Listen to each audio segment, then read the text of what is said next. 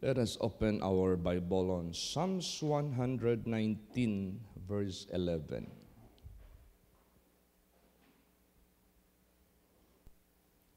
Praise the Lord. Thy word have I hid in mine heart, that I might not sin against thee. Yeah.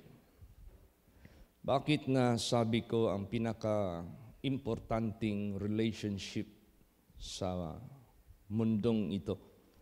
Hindi yung pag-aasawa o yung couple o yung husband and wife. Bakit meron pang mas higit dyan? Kagabi, pumunta po ako sa Bangkal, Collado Funeral. Dahil yung aming one of the closest family friend ng aking mga magulang, mga Batanggenyo, kasi Batanggenyo, kalahi din ng tatay ko, Batanggenyo. Namatay na yung aming tinataguriang Tito Lito. Ito po yung isang army, retired army. So, bumisita ako doon to comfort the family and to talk with them, to show yung paano tayo magdalamhati kasama nila.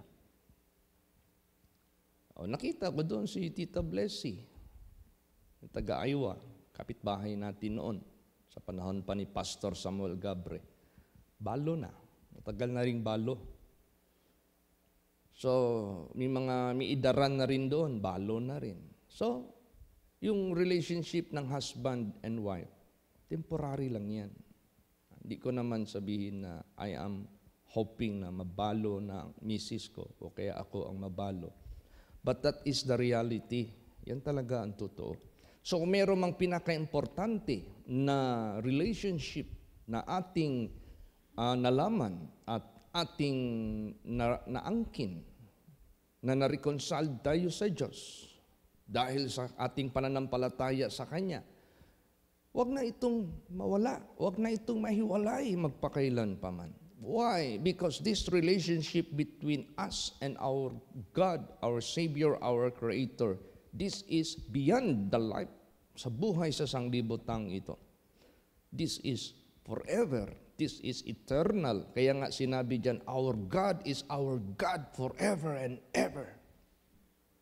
Yan ang pinaka-importante nating ingatan. Ay anong relation ng verse na ito?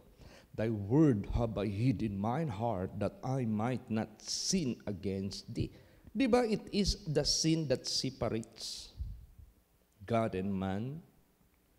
Also, wag na nating hayaan pa na babalik sa buhay natin ito para hindi babalik yung ating status being separated from God and us. O para hindi na ma-revive yung separation natin mula sa ating Creator, Savior, living God who loved us, then let not sin come again sa buhay natin. Huwag na silang babalik sa buhay natin. Let them be gone forever.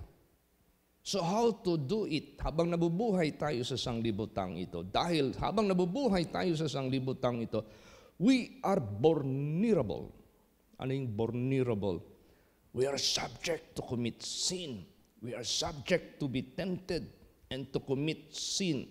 We are subject to be discouraged by many trials para mag-separate tayo. Hindi na tayo maniwala sa Diyos. We are subject sa ganong klaseng senaryo. So what is therefore the solution? What is therefore the important move para huwag na tayong ma-separate? Ito na. Thy word have I hid in mine heart, that I might not sin against thee.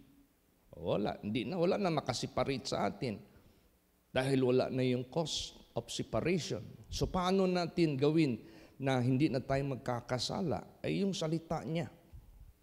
Ilagay natin sa ating puso, ilagay natin sa ating isip, for what? Ito yung gabay ng buhay natin. Kaya nga sabi nga dyan, the word is a lamp unto my feet and a light unto my path. Dahil sa sobrang kadiliman na nangyayari at kadiliman, kapangyarihan ng kadiliman kumikilos sa mundong ito, kung i-describe dito sa Bible, gross darkness. You know what is gross darkness? Ilagay mo lahat ng total, yung kabuuan ng kasamaan, kadiliman ni Satanas, nandito na sa mundong ito. Nandito na. Hindi man niya nagawa doon sa langit, dito niya gagawin ang gross ng kanyang kasamaan. So, kailangan talaga natin ang salita ng Diyos na magliliwanag ng ating landas, maging liwanag ang ating mga paa, na hindi ito makikita na nakatayo pa rin sa kasalanan, sa kalikuan, sa karumihan. Hindi tumatayo tayo sa liwanag ng Diyos, tumatayo tayo sa kabanalan ng Diyos, tumatayo tayo sa katuwiran ng Diyos, na ito ang magiging daan para hindi mahadlangan yung ating kahilingan, hindi mahadlangan yung mga kabutihan, yung mga pangako ng Diyos habang nabubuhay tayo sa sanglibutang ito. At lalo't na higit sa lahat, matutuloy kahit paman ang kanyang mga pangako na sinabi niya, where I am, there ye may be also. Sinabi niya, I will give you eternal life into my kingdom. Para yan lahat mangyari. So ganun kaimportante ang ating relasyon sa Diyos na ingatan natin na hindi na tayo mahiwalay dyan sa Kanya. So, anong hakbang ang gagawin natin? Basahin natin. Psalms 119, verse 97. Praise the Lord. Oh, how love I thy law. It is my meditation all the day. Ayan. Oh, how love I thy law.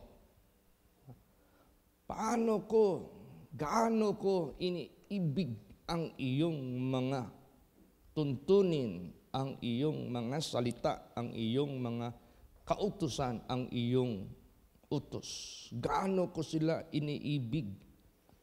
Sila ay ang aking meditasyon all the day.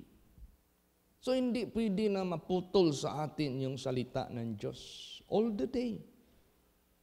Hindi pwede na may pangyayari sa buhay natin na biglaan, tukso man o pagsubok, pagpapala man o kahirapan, persecution man o kapurihan, na biglang masuspend yung salita ng Diyos sa puso natin at yan pang maging sanhi na tayo gagawa ng hindi karapat-dapat sa mata ng ating Panginoong Diyos. Bakit? Ano palang danger sa pagpapala? Baka magmataas ka. Anong danger sa mga pagsubok, kahirapan? Baka i-curse mo ang Diyos. Ano palang problema sa temptasyon? Baka sikrito kang gagawa ng kasalanan. Ano palang problema sa pagpupuri sa iyo? Baka mamaya purihin mo na yung sarili mo, hindi na ang Panginoong Diyos. Para ka ng si Nebuchadnezzar, para ka ng si Lucifer, para ka ng si Haman. So, kailangan walang araw na mawawala sa atin ang salita ng Diyos. Praise the Lord. Ano ngayon ang nakikita natin na hindi nawawala sa kamay ng mga tao at hindi nawawala halos sa paningin ng tao? Di ba ang cellphone? Nandiyan na lahat. Naging importante siya, naging essential siya. Paano mo i-communicate yung mga anak mo sa pag-aaral? Paano mo i-communicate yung anak mo sa abroad, kung may anak ka sa abroad? Paano mo kinukumusta yung husband mo kung hindi mo siya kasama sa bahay mo? Paano ka makinig ng salita ng Diyos? So, kung yung word, yung cellphone na yan ay halos hindi na mahiwalay sa ating paningin at sa ating kamay because they are essential. Pag ginamit natin yan properly. Lalo't na ang salita ng Diyos na walang, sa araw na yan, walang oras, pagkakataon na maputol. All the day long, kumbaga pa. Meditation natin yan. Meditation natin yan para kung sakaling may approaching na kadiliman, ay hindi sila makapenetrate sa buhay natin, hindi sila maka-impluensya sa buhay natin. Liliwanagin sila ng salita ng Diyos na ating minimeditate. Pag sinabing minimeditate, you are remembering it, you are reciting it, you are keeping it sa puso mo. Oh, how I love thy law. Gaano ko sila inibig. Ewan ko si Brad Roy nakatanggap na ba yan ng sulat galing kay Carol o kaya vice versa. Sister Carol nakatanggap ng sulat kay Brother Roy. Kasi yun ang balita ko lang, ewan ko lang kung totoo ito. Ito pala si Brad Roy. Ito yung parang highest pointer sa basketball noon. Maraming mga girls ang nag-aano sa kanya, para bagang ina-idolize siya, marami siyang fans. So, para bagang si Sister Ka, isang beauty queen din doon sa kanila. May pagtingin kay Brad Roy. Kung may pagtingin si Sister Ka kay Brad Roy, magaling mag-basketball, magaling magpasaya ng tao. Makatanggi kaya si Brad Roy sa isang beauty queen? Siyempre hindi. Siyempre meron silang karanasan na nagsusulatan. Alam mo nang noon, wala pa tayong text, wala pa tayong messenger. How do you express your saloobin sa meron kang kabayo sa puso mo, sa kanya? Kaba, kumbaga pa. Siyempre by writing. So kung naranasan natin yan, I experience it. Don't tell me you don't experience it because halos kay edad lang tayo. Kunti lang diferensya. Ganon din Sister Susan. Si Sister Ending, parang ewan ko lang, hindi nag-aano siguro. Si bata pa ito kumpara sa atin. Di ba?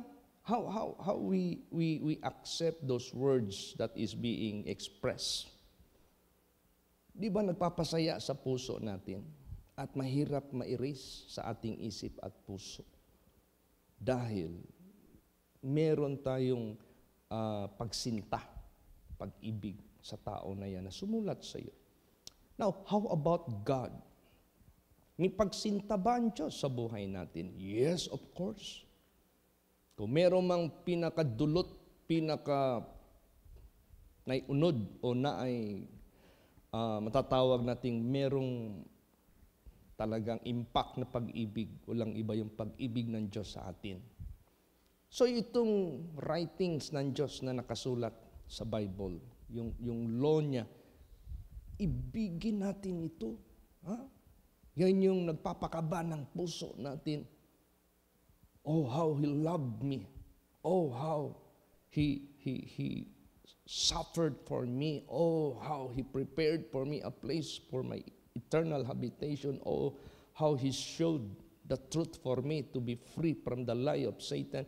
Ang daming ginawa ang Diyos. Oh, how God declared His promise to me that hindi ako magkukulang sa lahat ng aking pangangailangan. Oh, my God, how great Thou art. O dapat, yung salita ng Diyos, meron tayong feeling, meron tayong tinatawag na nararamdaman na kaba ng ating puso, yung pag-ibig, kumbaga pa. Yan, hindi kay yung salita ng Diyos parang mas meron pang nakakabigay sa iyo ng impact sa iba, sa tao. Hindi. Meron tayong kasama sa buhay natin at malakas yung at pintig ng puso natin pag sila ay nagpapakita ng pag-ibig sa atin. Higit ang Diyos. Because our relationship with Him is beyond the lifelong span. Yan ang pinaka-importante.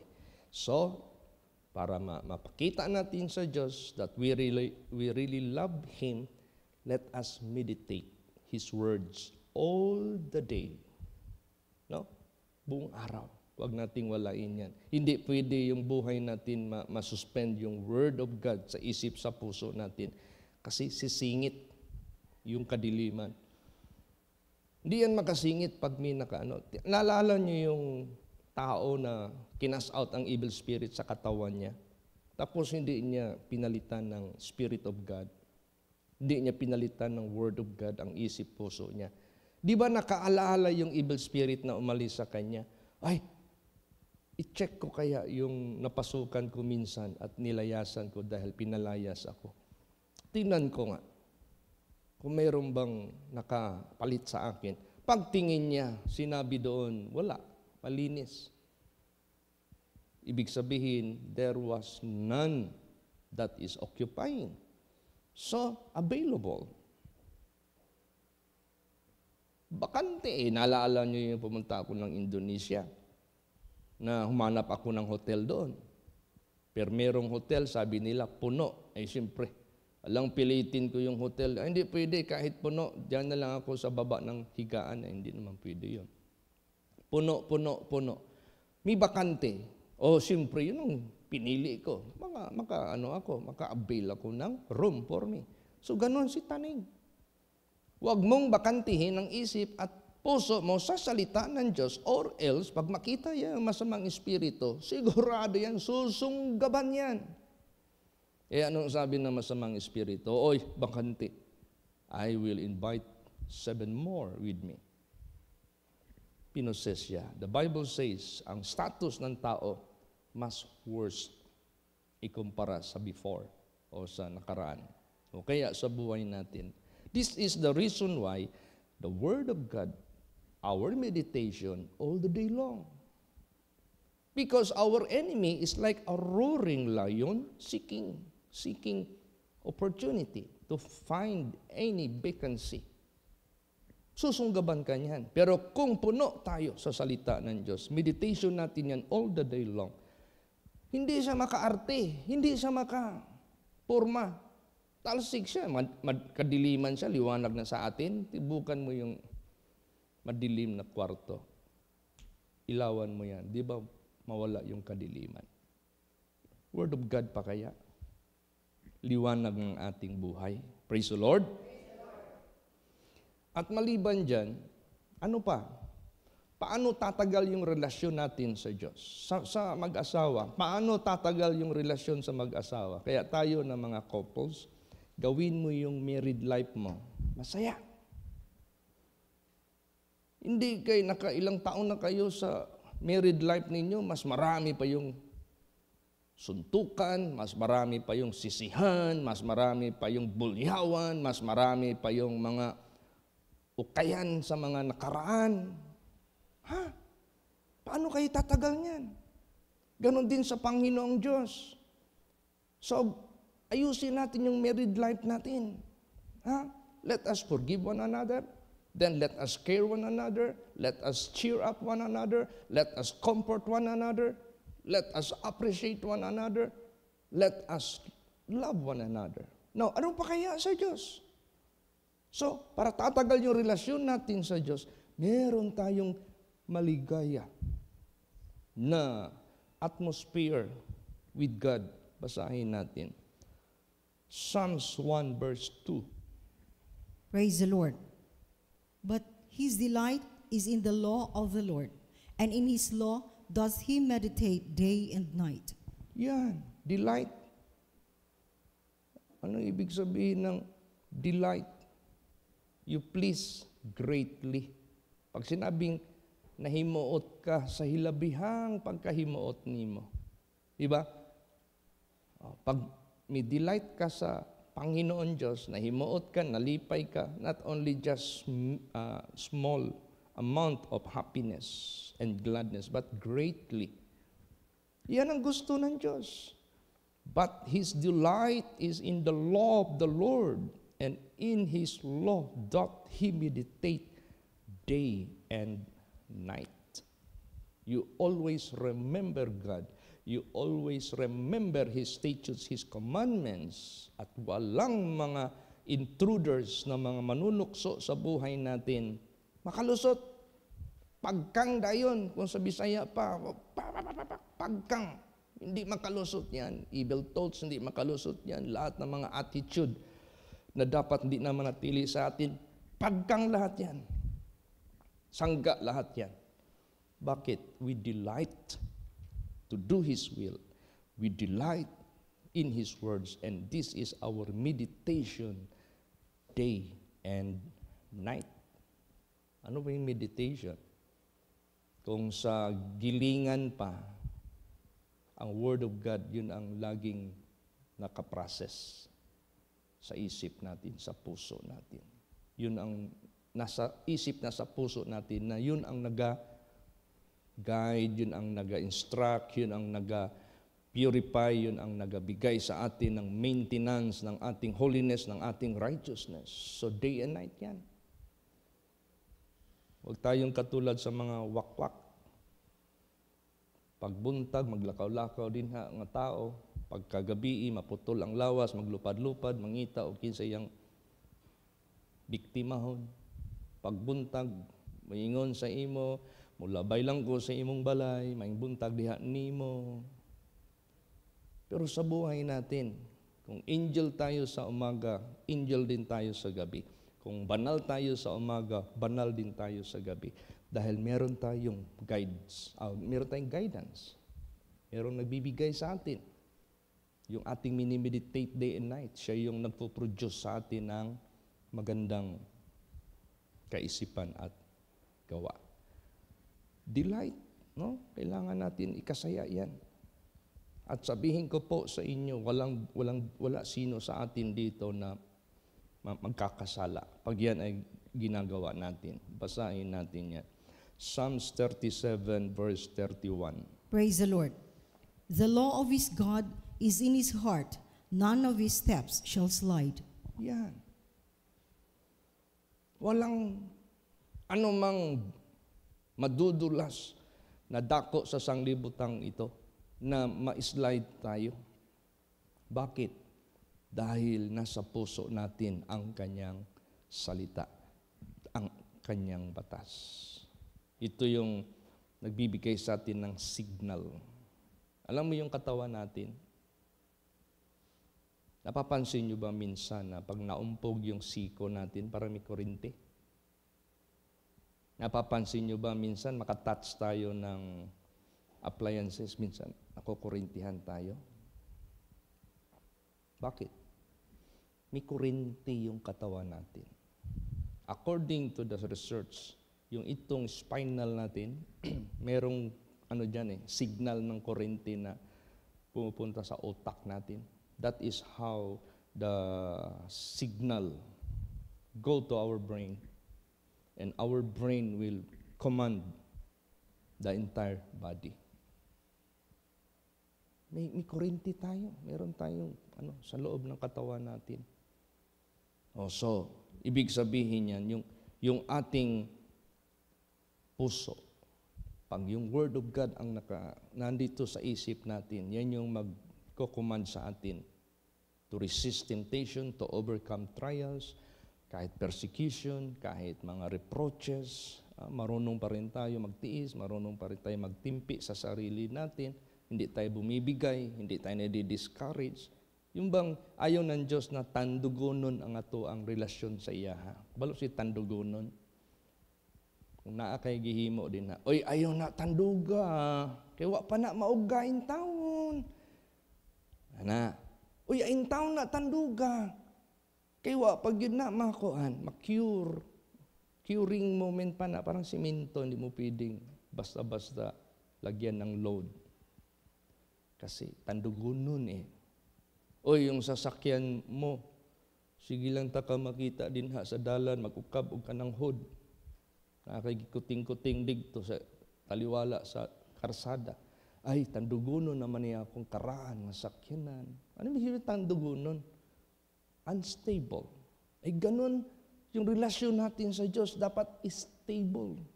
Praise the Lord. So to make it stable, yung Word of God, yun lagi ang ating delight, yun ang ating meditation, yun lagi. Tsaka ganito, maraming hamon sa buhay natin that sometimes magkamali tayo sa pagdesisyon, pagsisihan natin. Anong tawag dyan? Discretion. You know what discretion is? Nasa kamay mo. ang desisyon. Mapahama ka man o hindi, ikaw ang responsible niyan. So, discretion. It is God's discretion to let Lucifer and the 1/3 of angels to cast. Bakit ayaw niyang madamay ang 2/3?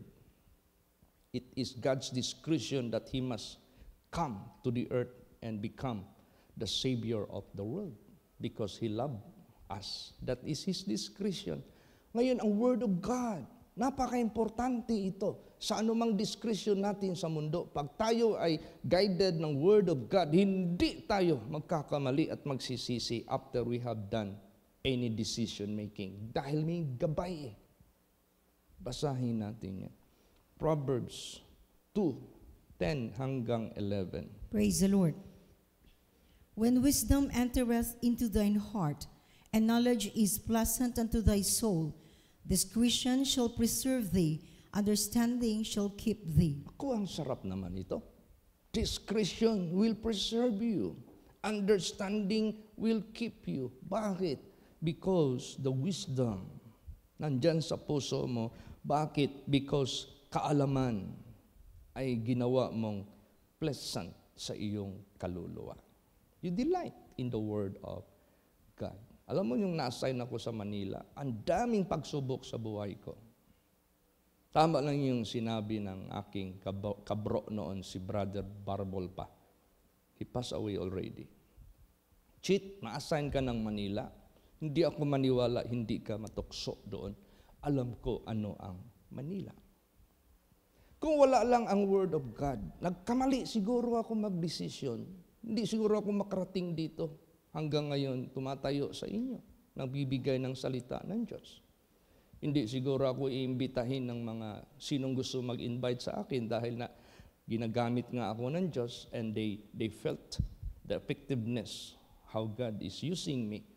Hindi na. I become useless maybe at the time kung nagkamali lang ako ng decision kahit sa isang beses lang. Dahil sa Word of God, discretion preserve me. Dahil sa Word of God, knowledge kept me. At ito yung hinihingi ko kay Jesus, let this continue till the end of my life.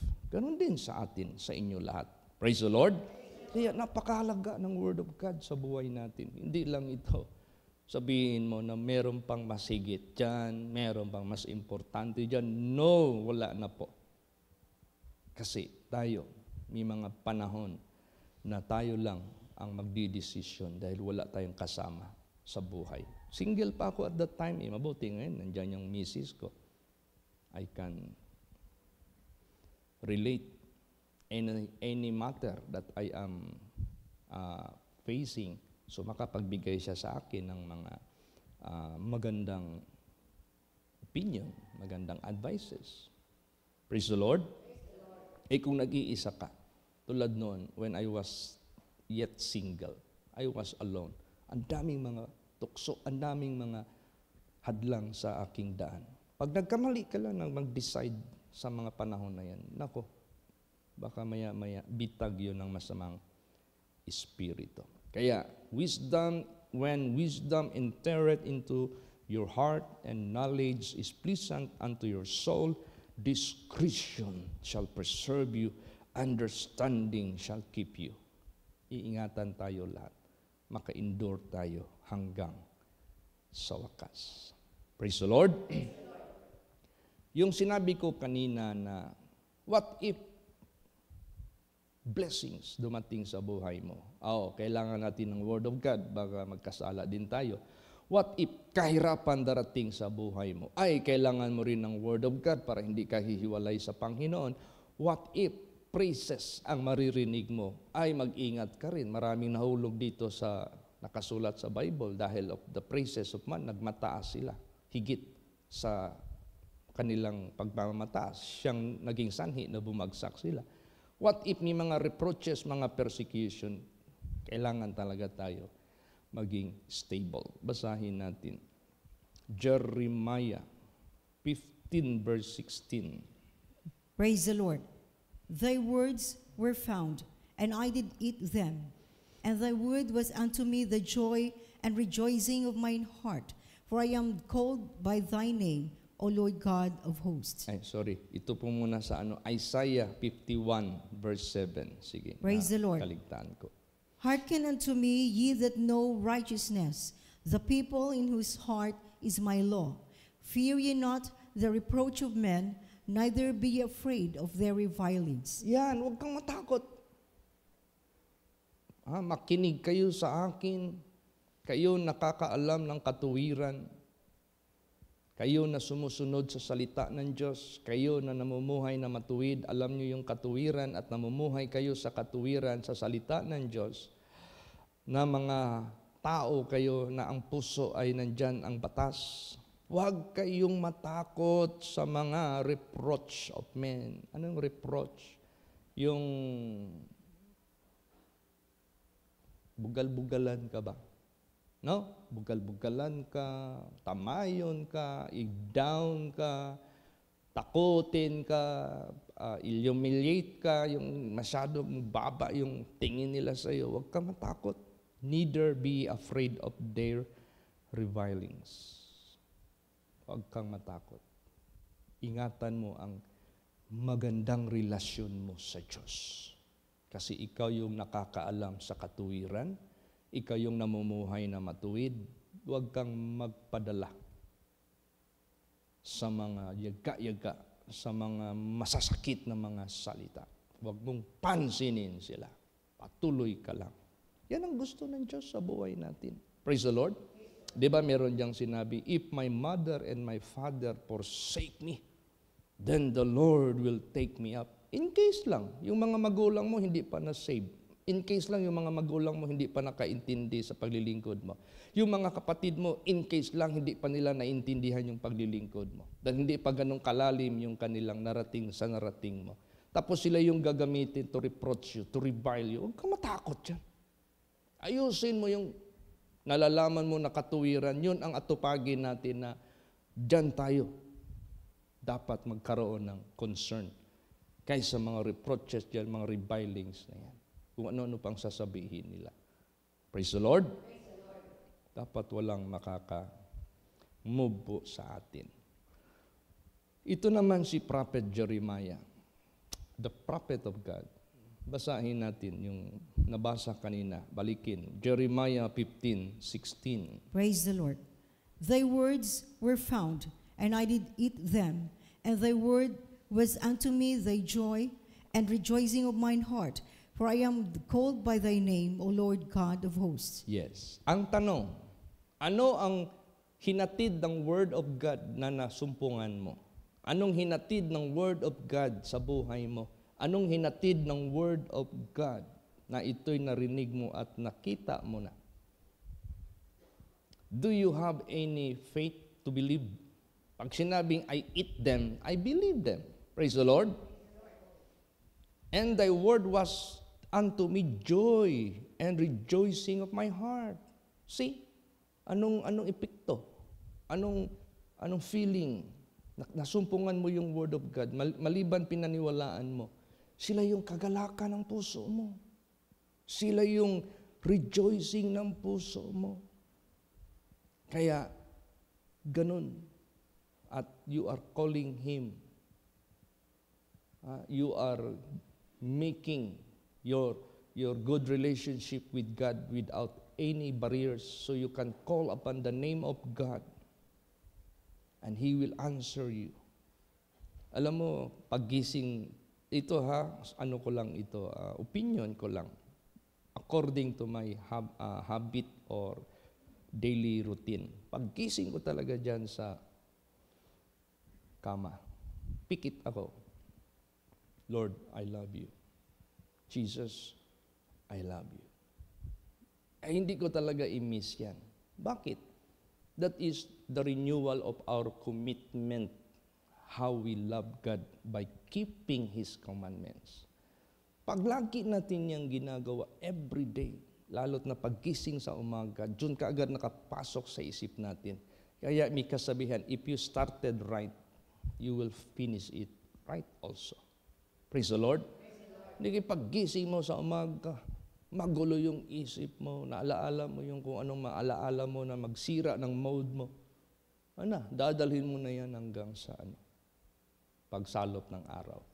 Let us start having God in our mind and our heart, loving Him, keeping His commandments. So, si Jeremiah, isa yan na magandang ehemplo. Sino pang magandang ehemplo dito?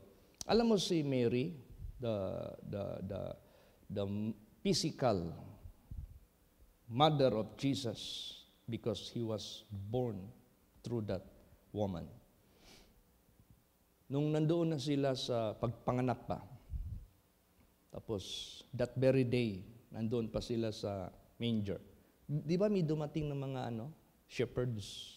Kasi yung mga shepherds na yun na walang kaalam-alam, nag-reveal ang angel sa kanila. Hey! There is a good news to all men. There is a child being born today. Yan. This is the Savior, the Christ. Di narinig nila yung message. Siyempre, nakita nila si Jesus, baby Jesus doon sa manger, nagsalita sila kay Mary na itong batang ito, hindi namin alam na nandito ito. But it is being described to us by an angel of God from heaven. Anong description? Na nandiyan sa manger, nakabalot ng lampin. Ito ang sinabi sa amin, this is Christ. This is the Savior. O di nalaman ni ngayon, Mary. Alam mo anong ginawa ni Mary? Hindi niya inisnab. Hindi siya sabi, guni-guni nyo lang yan. Lang kayo, impress lang kayo sa akin. Hindi. Anong ginawa ni Mary? Basahin natin. Luke 2:19. Praise the Lord. But Mary kept all these things and pondered them in her heart. Yan, nilagay niya sa puso. Yung narinig niya na mensahe from the shepherds. At ang message ng shepherds was the message from heaven by an angel of God. And the shepherds went to many places and speak all those they have heard and witnessed during that day. Kumalat ito. But Mary, anong sabi dyan? But Mary kept all these things. Wala siyang sinayang and pondered them in her heart. Nilagay niya sa puso. Hindi niya tinapon ito. Tapos dumating ang panahon. When Jesus Christ at the age of 12, nawala yan sa kanila bigla. 3 days nilang hinanap sa Jerusalem.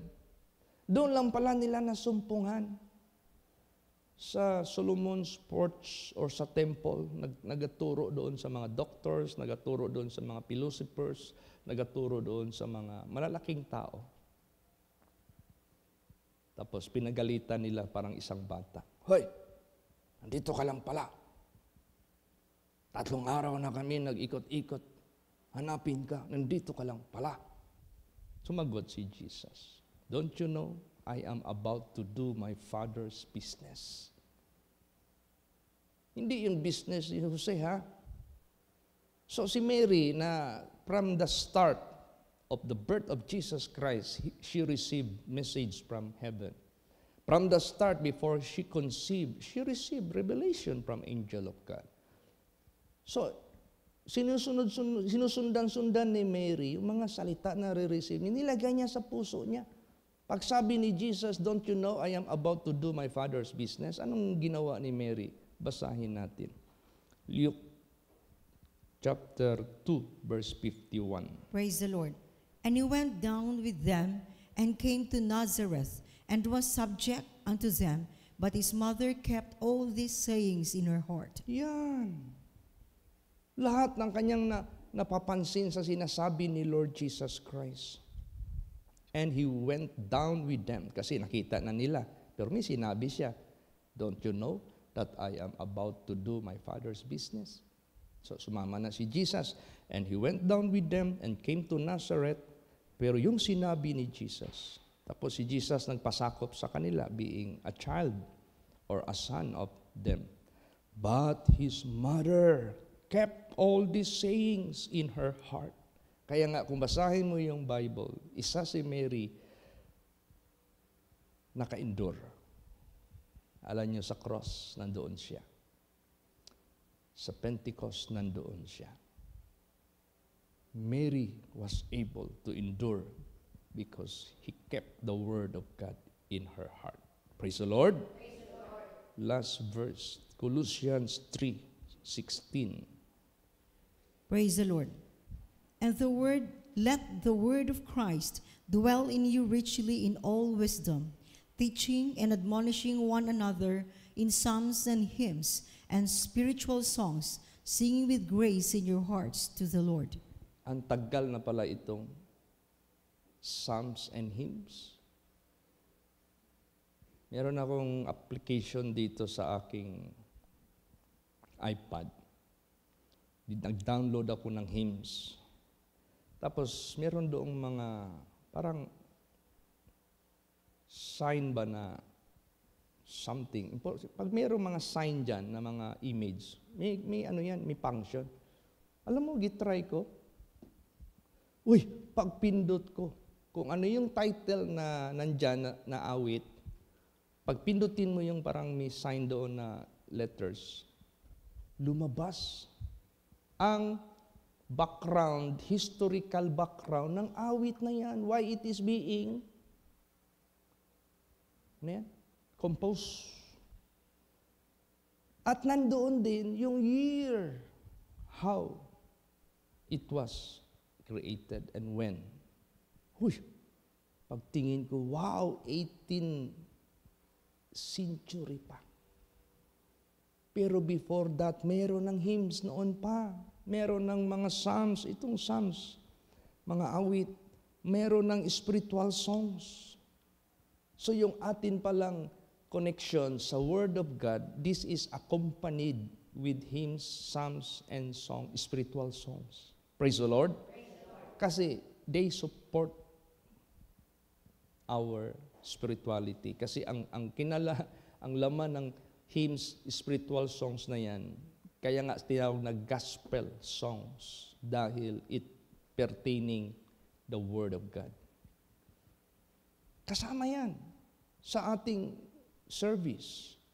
Kaya nga, bago ako magbigay ng Word of God, meron mo ng pauna na awit. Bakit? Para preparasyon. Sa kondisyon, sa isip ng tao, bago ako magbigay ng Word of God in relation sa inawit. Ganon. Praise the Lord. Kaya, wag na din nating haluan ito ng worldly songs, wag nating haluan ito ng mga kung ano pang mga rap-rap dyan na mga, alam mo, minsan magpunta ako dyan sa lansangan, makarinig ako ng rap, bastos yung mga sinasabi. Nakakainis sa ating inner man. Yung inner man natin, abhor it. Bastos. Ganito pala yung mga rap-rap na yun. Yung bang kanta na parang inistorya na merong rhythm. Tapos, ito pa naman ang hilig ng mga pinapakinggan ng mga young people ngayon, pati yung mga old people, nadadamay na rin. Bastos man yun. Bakit pinintulutan ito ng gobyerno natin? Huwag nating haluan yung gospel. Huwag nating haluan yung spiritual songs and hymns. Vertical song yan eh. Kaya, if any man be in Christ, you are new creature. All things are passed away. Behold, all things are become new. Hindi kay tinagurian kang Christian, si Jesus ang Savior mo, tapos pagbukas ng cellphone mo, dami pang laman ng mga worldly songs. Tapos nagsuot ka ng, kunwari, headset or kaya earphone. Kinuha bigla, pinakinggan mo, uy, ano man itong worldly song man ito? You are caught with mixed worship. God forbid, hindi pwede yan. You cannot eat on God's table with the devil's table. You cannot drink the cup of God with the cup of Satan. Kaya, salamat tayo sa Diyos. Lagi niya tayong nire-refresh. yung Word of God, lagay sa puso para hindi tayo magkasala sa Kanya. Amen? Praise the Lord. Magsitayo po ang lahat. Let us all